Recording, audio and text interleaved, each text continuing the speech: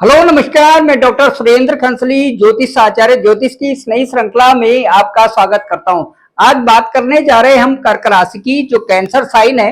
राशि चक्र की ठीक ये चौथी राशि है और चौथी राशि का मतलब ये है कि ये जो स्थान है ये काल पुरुष की कुंडली में जो चतुर्थ स्थान है इसका बहुत बड़ा महत्व होता है।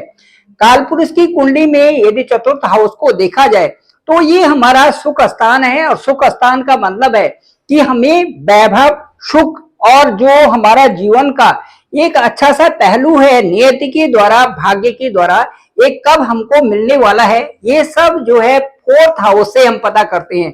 फोर्थ हाउस की यदि गणना करते हैं तो ये फोर्थ हाउस जो हमारा पूरा कुंडली है, जो जन्म के समय में हमारा नेटाल होरोस्कोप है, उसके अनुसार फोर्थ हाउस की गणना बहुत महत्वपूर्ण हो जाती है उस समय जबकि कुंडली को एनालिसिस किया जाता है। मैं आपको कहना चाहूंगा कि ये जो है कर्क राशि या कर्क लग्न से हम आज प्रेडिक्शन करने जा रहे हैं। कर्क लग्न और कर्क राशि के अनुसार इस समय कर्क राशि के लिए ठीक अष्टम का राहु है और उसके बाद जो भाग्य स्थान है, नवम स्थान, वहां पर सैटर्न का ट्रांजिट चल रहा है। इसके साथ साथ में जो राहु और केतु हैं ये आपके अष्टम स्थान और सेकंड जो हाउस है वहां पर केतु का संचरण चल रहा है। इस तरह से हम देखेंगे मार्स आपके इस समय ठीक लग्न भाव में है और लग्न भाव से ठीक जो है 6-7 तारीख को ये सीधे आपके सेकंड हाउस में चले जाएंगे। सेकंड हाउस में मंगल का जाना का मतलब ये है कि वहां पर केतु के साथ में मंगल एक अंगारक योग भी बना रहे हैं और ये जो सेकंड हाउस होगा ये मुख्य रूप से हमारा कुटुंब का स्थान होगा। कुटुंब के स्थान में मंगल और केतु का एक ही साथ में आ जाना सूर्य की राशि में कई प्रकार से अलग अलग प्रकार से वहां पर इसकी गणना की जा सकती है।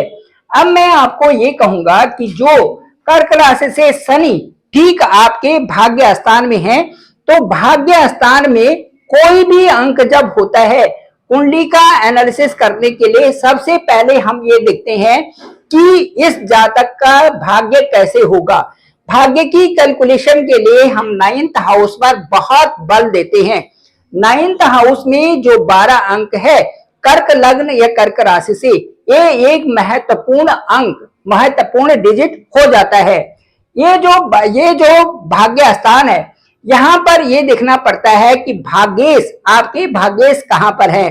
ठीक इस समय यदि कर्क लग्न से देखा जाए तो कर्क राशि से या कर्क लग्न से देखा जाए तो भाग्येश इस समय आपके 12th हाउस यानी कि बे हाउस में बैठे हुए हैं। बे हाउस में जुपिटर का जाना कई तरह से अच्छे परिणाम भी ले आते हैं और कई तरह से यहाँ पर कुछ ऐसे परिणाम भी ले जाते हैं जो कि जातक के लिए अच्छे नहीं होते।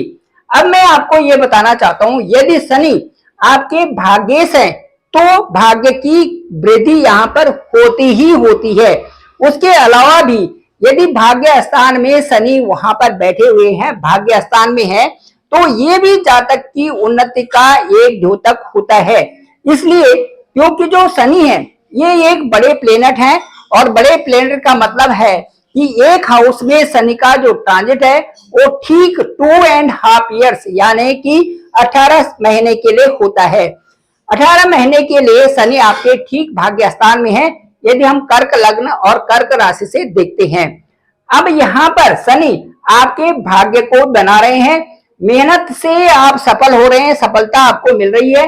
साथ साथ में क्योंकि 9th जो हाउस होता है ये हमारा धर्म का हाउस होता है, धर्म के कार्यों में आप रुचि ले रहे हैं और साथ साथ में यहाँ पर आपको एक अच्छा स्टेटस मिलना भी तय है। ये जो 2.5 साल चल रहे हैं इसमें आपको एक अच्छा स्टेटस भी मिलेगा, इसमें कोई संदेह की बात नहीं है। थोड़ा जिन चीजों पर आपने ध्यान रखना है वो आपका आलस्य, इसमें यदि ना करें तो ज्यादा अच्छा रहेगा। दूसरा, इसके साथ साथ में मैं ये कह सकता हूं कि किन्हीं कार्यों में आपको थोड़ा सा देरी लग सकती है। जो फाइनेंशियल मैटर्स हैं उनमें आपको सोच समझ करके आगे बढ़ना चाहिए। इसके साथ साथ में जीवन शैली में सुधार लाने के लिए आपको भरसक प्रयत्न करना चाहिए और यहाँ पर आपको शनि के प्रभाव से बचने के लिए शनि के उपाय भी करने चाहिए। चलिए शुरू करते हैं। अब आपके राहु को, राहु अष्टम स्थान में इस समय कर्क लग्न और कर्क राशि से, जिनका कर्क लग्न है उनके लिए ठीक, जो असेंडेंट जिनका कैंसर साइन है उनके लिए 8th हाउस में राहु है। हालांकि राहु सडन जो progress, sudden gains and sudden losses को बताते हैं। यहाँ पर एक रहस्यमयी तरीके से आपको पेरेंटल प्रॉपर्टी भी जहां पर दिला सकते हैं और कई सारे और कार्य करवा सकते हैं। उसके साथ साथ में गुप्त ज्ञान भी देने वाले हैं, फाइनेंशियल गेन भी देने वाले हैं और उसके साथ साथ में कई ऐसे कार्य जो आपने कभी नहीं किए हैं उन कार्यों की तरफ भी आगे ले जा सकते हैं। लेकिन राहु का अष्टम हाउस में जाना कई कारणों से ठीक भी नहीं होता और वो कारण है कि यहाँ पर आप जैसे गुप्त रोगों से संबंधित भी चीजें यहाँ पर हो सकती हैं, मानसिक तनाव भी हो सकता है और उसके साथ साथ में आप एक जो तांत्रिक से संबंधित या काला जादू जो करते हैं इन चीजों से बचने की बहुत जरूरत होती है।